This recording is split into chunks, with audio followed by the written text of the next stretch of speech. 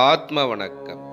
சித்தவித்தையின் கர்த்தா ஞானபிதா சுவாமி சிவானந்த பரமஹம்சரின் அருளாசியால் பிரம்மஸ்ரீ பெருவேம்பா ராமசாமி எழுதிய சித்த சமாஜ வெளியீடான சித்தவித்தை. தன்னை அறிந்து இன்பமுற ஒப்பற்ற ஒரே வழி.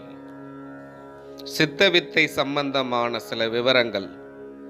சித்தவித்தை தன்னிலிருப்பதும் அதோகதியாய் வெளியே போய்க் கொண்டிருக்கின்றதுமான ஜீவனை அவ்வாறு வெளியே விடாமல் தன் உள்ளில் கூடி எப்பொழுதும் மேலும் கீழும் நடத்தி தன்னில் இருக்கின்ற பிரம்மரந்திரத்தை தட்டித் திறந்து அதில் ஜீவனை அடக்கியிருக்க கற்றுக்கொள்வதே சித்தவித்தை. சித்தவித்தை உபதேச முறை. சித்தவித்தை பெற்ற எவரும் இது தேவைப்படுவோருக்கு உபதேசம் கொடுக்கலாம். சித்த வித்தியார்த்திகளின் நடவடிக்கை கிரமங்களின்படி நடப்பவருக்கு மட்டுமே சித்த சமாஜத்தில் இருந்து உபதேசம் வழங்கப்படும்.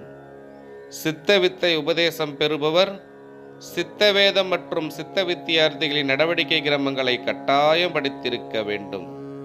முக்கியமாக குரு மனம் என்றும் மனத்தினுடைய இருப்பிடம் புருவ மையம் என்றும் மனத்தை ஜீவனாகிய ஈஸ்வரனுடன் சேர்ப்பதே மோட்சம் என்றும் தெரிந்திருக்க வேண்டும். சித்தவித்தை தொடரும். ஆத்ம வணக்கம்.